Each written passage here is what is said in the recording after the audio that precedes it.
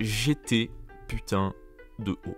Qui aurait pu prévoir qu'un jour, celui qui a traumatisé plus d'un enseignant, l'homme le plus redouté de Shonan, Eikichi Onizuka, serait un jour professeur? Personne. GTO vit le jour en 1997, soit quelques mois après Young GTO. Young GTO n'ayant pas encore été importé en France et le fait que je sois beaucoup trop jeune m'empêche d'avoir connaissance de la hype qu'il pouvait y avoir autour de la nouvelle aventure d'Onizuka. Mais ce qu'on peut dire, c'est que Fujisawa a pris tout le monde à contre-pied.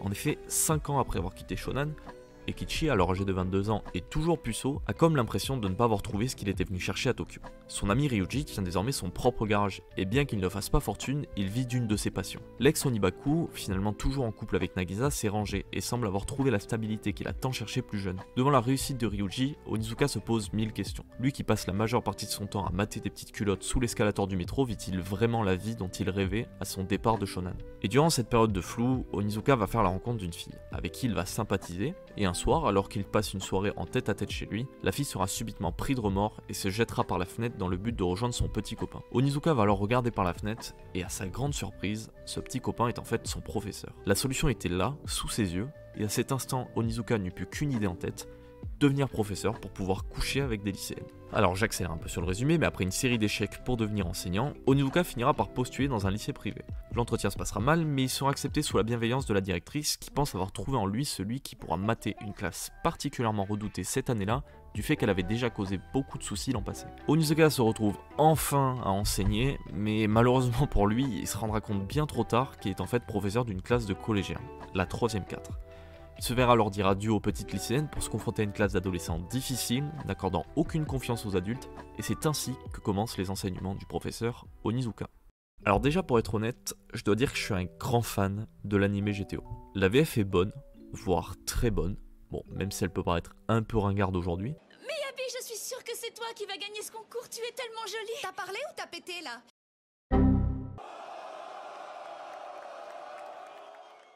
Et les épisodes restent fidèles à l'œuvre, sauf la fin. Vraiment, la fin n'est pas bonne, mais vraiment pas bonne. Et c'est vrai que j'ai pris l'habitude de mater l'anime chaque année en ayant lu le manga il y a assez longtemps, et ce qui s'était passé, c'est que mon cerveau avait petit à petit oublié les différences entre l'anime et le manga. Donc énorme surprise en relisant les scans, j'ai redécouvert un paquet de choses, et sachez que je ne recommande pas, en fait je vous ordonne à toutes les personnes qui kiffent l'anime d'aller lire le manga. Vraiment, toutes les choses qui semblent illogiques dans l'anime ou incomplètes le sont parce que le format 51 épisodes l'impose. Bref, le but c'est pas non plus de taper sur l'anime qui reste très bien, c'est juste de vous dire qu'il serait quand même dommage de se limiter à ces 51 épisodes. Le manga est beaucoup plus complet et j'essaierai durant mon analyse de faire des petits parallèles entre les deux pour que vous puissiez vous faire un avis par vous-même. Alors, là aussi la question se pose, par où on commence quand on aborde une œuvre comme GTO? Je pense que les points forts de GTO sont sensiblement les mêmes que dans Young GTO, en ce qui concerne en tout cas le travail de l'amour, ainsi que le travail d'écriture autour des personnages, même si ça reste traité de manière quand même assez différente. La baston et la moto, elles, sont beaucoup moins au centre de l'œuvre, et cela provient essentiellement du fait que Onizuka n'a désormais plus rien à prouver. Onizuka dans GTO c'est un peu un Saitama, et en baston c'est lui le meilleur, et puis c'est tout en fait. Alors évidemment qu'il va rencontrer des difficultés, mais c'est souvent pour nous faire marrer, et au final, en ça je ne pense pas qu'il soit nécessaire d'analyser plus que ça toute cette facette là de l'œuvre. Pour moi, si les bastons et les courses de moto se sont fait plus petites dans GTO, c'était essentiellement pour laisser plus de place au moral qu'on peut tirer des enseignements d'Onizuka. Du coup je pense qu'il reste malgré tout essentiel de parler des personnages de GTO tant leur développement est complet et complexe, pour pouvoir par la suite aborder les leçons de vie que nous enseigne le manga.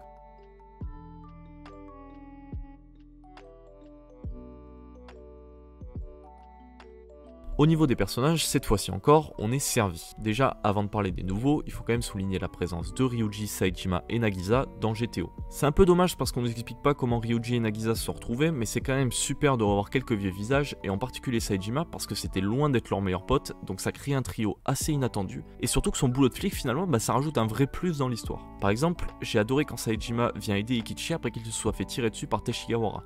Saejima est putain de badass à ce moment-là, et genre vraiment dans GTO on apprend à aimer ce personnage sans pour autant que l'auteur ait changé sa personnalité. Il y a par exemple un gag qui revient plusieurs fois durant le manga, c'est des petites scènes de quelques pages où on voit Saejima parler à Eikichi, et en gros à chaque fois Saejima lui propose des boulots absolument pas nets. Ça fait bien rire, et d'autant que la première fois que l'auteur fait ça, Saejima parle un peu de tous leurs potes de l'époque du lycée de Tsujido et de ce qu'ils sont devenus. Donc c'est un petit clin d'œil sympa et ça m'a fait plaisir. L'auteur a vraiment fait le choix de se détacher du Young GTO, ce qui est cohérent avec le projet des Onibaku en partant pour Tokyo.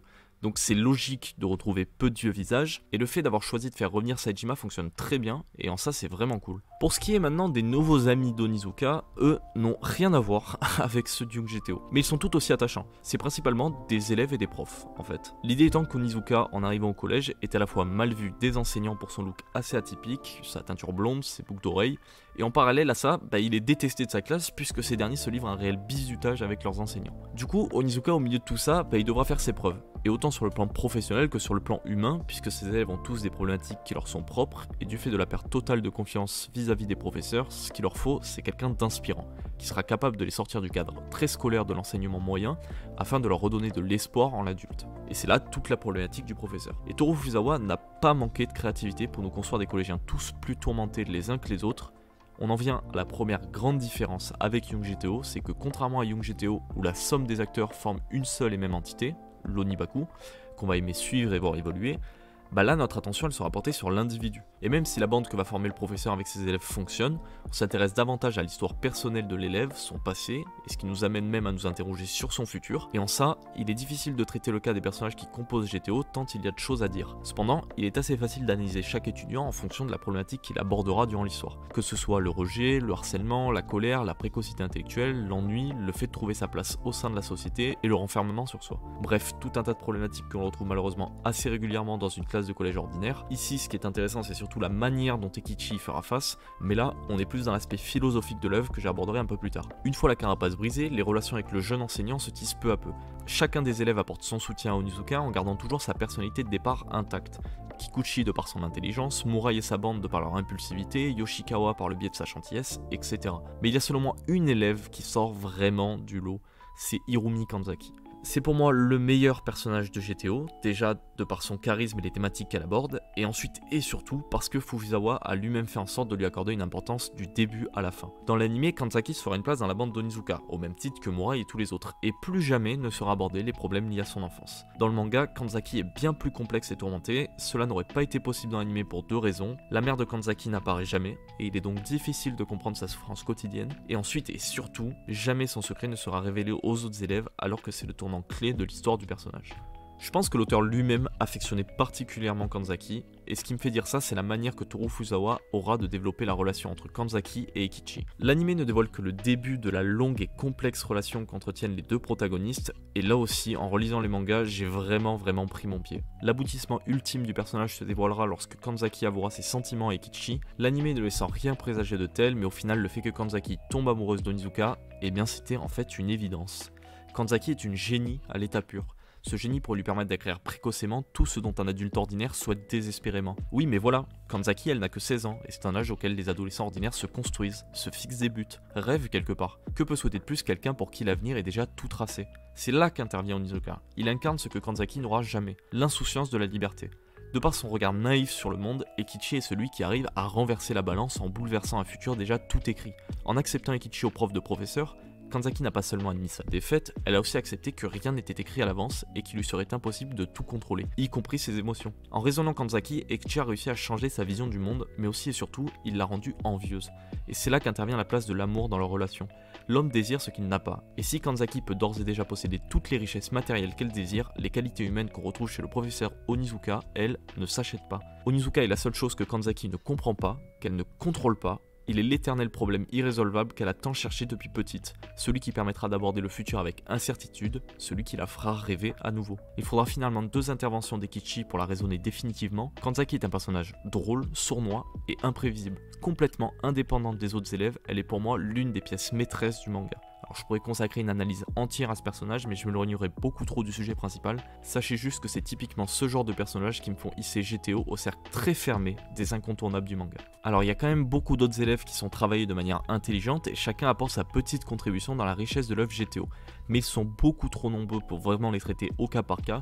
Je voudrais donc simplement vous parler d'un des plus gros du manga par rapport à l'anime, c'est le rôle de Fujiyoshi. Car il a bien plus d'importance et c'est clairement plaisant de le voir se détacher de la bande de Murai. De plus, son histoire avec Miyabi permet de développer des relations entre élèves, évitant ainsi une projection basée uniquement sur la relation entre les élèves et le professeur Onizuka, et ça c'est vraiment cool. Alors si le héros va chercher à se faire accepter de chacun des élèves, il n'en sera absolument rien pour les enseignants. Onizuka ne cherche pas du tout à se faire accepter de ces derniers et passera l'entièreté de l'œuvre à être incompris de ses collègues de boulot. Évidemment, ce n'est pas le cas de tous, Fuyotsuki, la directrice et Naoko seront ses alliés, et le fait qu'il soit perçu comme un ovni pour les autres enseignants va créer bon nombre de situations comiques. A côté de ça, aucun ne souhaite vraiment sa démission à l'exception du sous-directeur. Le personnage du sous-directeur est assez similaire dans le manga comme dans l'anime. Il mettra plus de temps à reconnaître les valeurs d'Onizuka dans les scans, mais sa prise de conscience concernant l'enseignement et les valeurs humaines que véhicule Onizuka n'en sera que plus belle. D'ailleurs, je l'ai trouvé beaucoup moins amusant dans les scans et beaucoup plus lourd, mais cela rend paradoxalement le personnage beaucoup plus attachant. J'aime beaucoup le sous-directeur. C'est un personnage qui nous rappelle qu'un enseignant comme Onizuka ne peut exister dans le système éducatif actuel.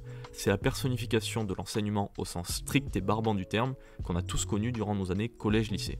Et c'est ce qui rend cette opposition avec Onizuka très intéressante. Au final, c'est presque le personnage le plus humain du manga. C'est un père de famille aimant qui fait passer le bonheur de ses proches avant le sien, l'obligeant ainsi, au fil de sa vie, à oublier les valeurs et les principes qui lui tenaient à cœur dans les débuts de sa carrière d'enseignant pour peu à peu pérenniser son emploi et ainsi assurer un futur à sa famille. Et l'équilibre entre ces deux visions de l'enseignement qui s'opposent drastiquement, c'est la directrice.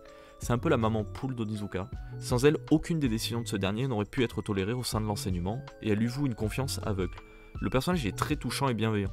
Elle apporte une forte touche d'humanité à l'œuvre, elle qui n'a pas su trouver la solution pour calmer la colère de ses élèves et qui s'en remet à la jeunesse. Cet aveu d'impuissance de sa part ne remet en aucun cas en doute sa place de directrice. Elle saura sévir Onizuka quand ce dernier sera tenté de dépasser les bornes et restera très professionnelle durant toute l'œuvre. C'est un peu le personnage qu'on adore, mais qu'on a un peu peur de voir déçu d'Onizuka tant elle peut se montrer stricte et raisonnée. Sa relation avec Mizuki et Mayu enrichit la personnalité du personnage, cela permet d'étoffer davantage son background, et c'est là aussi une différence importante entre l'anime et le manga. Fujisawa a su une seconde fois créer un univers complet malgré la présence de personnages attachants qu'on apprécie suivre durant toute l'avancée de l'histoire. Une fois de plus, Onizuka a su rassembler dans un contexte difficile, cette qualité permettra de développer une relation de confiance avec ses élèves et forcera peu à peu ses collègues à reconnaître ses qualités humaines. Que ce soit dans Young GTO ou GTO, j'ai volontairement choisi de ne pas faire de l'humour un axe principal de mon analyse.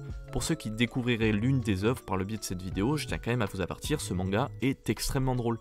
L'humour est au centre de l'œuvre et en réalité c'est la qualité principale de ce manga. Mais cet humour fonctionne essentiellement grâce à l'écriture des personnages.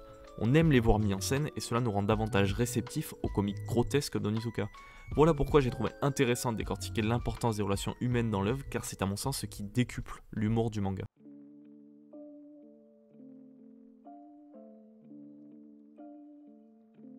Et on y arrive enfin, parce que oui, si GTO m'a marqué moi et un paquet d'autres adolescents et continuera de marquer des générations futures pendant encore un bon moment, c'est surtout pour son personnage principal, Eikichi Onizuka. Il incarne toutes les valeurs auxquelles aspire chaque jeune durant son développement personnel. Le courage, la force, la justice, la gentillesse, l'humour, et au final bon nombre de qualités que l'on peut retrouver chez les héros de shonen classiques. Mais alors pourquoi chez Eikichi Onizuka ça nous matrixe autant ? Parce que Fujisawa a décidé de foutre toutes ces qualités dans un personnage qui pourrait finalement être nous. Le fait de mettre régulièrement en avant les vices d'Onizuka, ses galères de thunes, son obsession pour les femmes, le fait qu'il soit souvent jugé pour son hygiène de vie douteuse, etc., le rendre plus humain que n'importe quel autre héros. Et c'est pour ça qu'on s'est autant identifié à ce personnage. Onizuka n'est pas parfait, mais ce qui rend le personnage aussi incroyable, c'est que contrairement à bon nombre de héros qui ont peu de défauts et qui du coup passent inéluctablement pour des modèles, Onizuka est truffé de défauts, mais qui, du fait de son je m'en foutisme absolu et l'absence totale d'intérêt qu'il apporte au regard des gens, s'estompe très vite pour ne laisser place qu'à ses qualités humaines. Onizuka est un homme de parole, il accorde une importance toute particulière au fait de tenir ses engagements, et dans ça, il n'échoue jamais. C'est un épicurien à n'en pas douter, et se satisfait de plaisirs simples que la vie lui offre, et ne rêve pas de devenir le meilleur dans son domaine, malgré ce que sa devise pourrait laisser entendre. Et là vous allez sûrement me dire, oui mais dans Young GTO il voulait devenir le plus fort de Shonan. Alors peut-être, mais citez-moi une fois où Onizuka est venu chercher la baston de lui-même sans raison autre que celle de montrer qu'il était le plus fort. C'est là aussi une énorme différence avec d'autres héros, que ce soit dans les comics ou les mangas. Onizuka a des projets simples et abordables à quiconque qui ne demande qu'une seule chose, le courage de changer. L'œuvre ne cesse de nous hurler à la gueule, ne pense pas à l'avenir, vit l'instant présent. L'auteur nous pousse naturellement à nous poser des questions dont les réponses aussi simples soient-elles se trouvent dans le manga. La peur du regard des autres ? Qu'est-ce qu'on s'en branle tant qu'une poignée de personnes croient en toi et en tes capacités? Et là vous vous dites oui, mais si les autres ne t'atteignent plus verbalement, ils peuvent te heurter physiquement. C'est très simple, deviens deuxième dame de karaté, etc. etc. On s'aperçoit très vite que la philosophie du professeur Onizuka existait bien avant la création du manga GTO. Et cela consiste en une chose, vivre sa vie sans se soucier du regard des médisants. Mais toute l'humanité de Eikichi ne repose pas uniquement sur ça. Notre héros sait par où il est passé pour acquérir toute cette humanité et n'oublie pas que pour certains jeunes, se sentir rejeté ne conduit pas toujours à un renforcement, mais peut dans certains cas détruire. Et en ça, qui d'autre qu'Eikichi est à même de comprendre les jeunes. Mais là où c'est fort, c'est qu'en lisant GTO, Onizuka enseigne autant à ses élèves qu'à ses jeunes lecteurs. Quand j'ai lu GTO durant le début de mon adolescence, j'enviais sincèrement la vie du héros.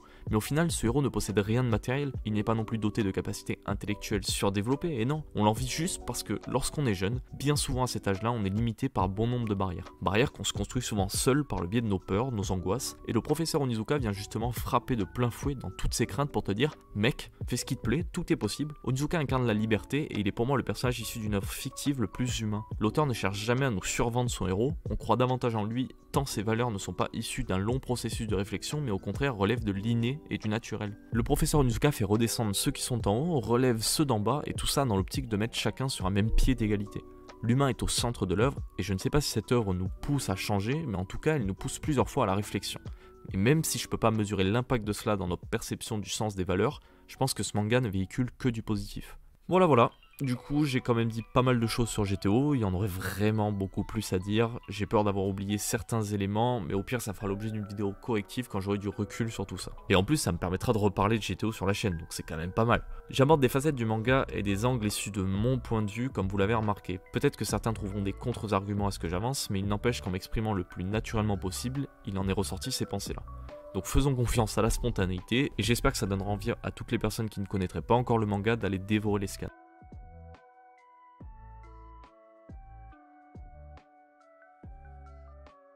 Bon, on arrive à ce qui fait beaucoup moins l'unanimité, les suites et autres séries de l'univers GTO. Alors je vais passer un peu de temps sur Shonen 30 Day et Paradise Lost, car malgré ce qu'on peut en dire, il y a des choses à dire. Mais pour ce qui est par contre de GTR et Inohead Gargoyle, je vais aller très vite. Je n'aime pas GTR, je trouve que l'histoire est pas cohérente et vraiment c'est nul. Et par contre pour ce qui est de Inohead Gargoyle, j'aime bien, je sais qu'il y a plein de gens qui n'ont pas aimé, moi j'ai trouvé ça assez cool, je trouve que ça entache vraiment en rien l'histoire de GTO, c'est assez drôle.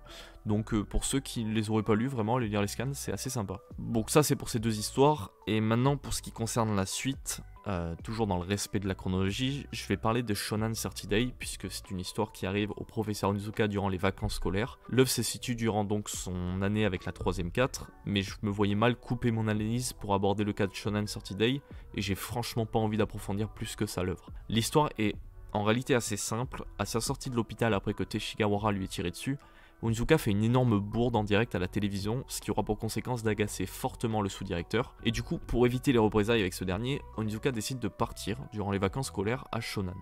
Là-bas, il y fera la rencontre d'Ayame Shiratori, qui travaille en fait au White Sun. C'est une sorte de centre d'accueil pour mineurs. Et face au mal-être des jeunes du centre, Onizuka décidera d'apporter son aide à Ayame afin de mettre de l'ordre dans la vie tumultueuse de chacun des résidents du centre.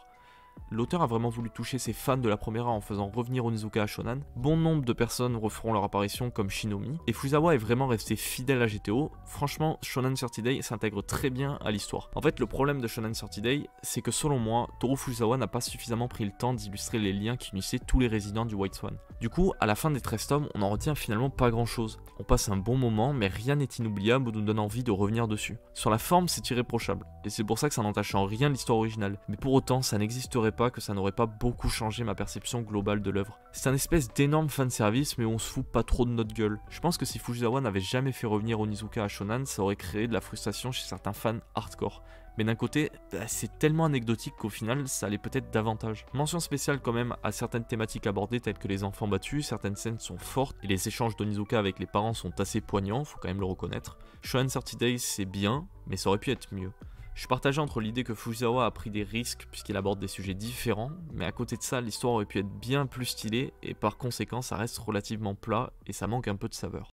Bon, concernant Paradise Lost, alors je vais faire encore plus court parce qu'objectivement, là, c'est pas ouf. Pour ceux qui ne connaissent pas le speech, c'est que le lycée dispose finalement d'une classe destinée à des élèves stars, et Onizuka est chargé de cette dernière tant elle cause de soucis aux enseignants. L'œuvre nous est racontée par Onizuka lui-même, qui se trouve en prison et qui nous explique à nous et à ses collègues de cellules voisines comment il est arrivé ici. Pourquoi c'est pas ouf ?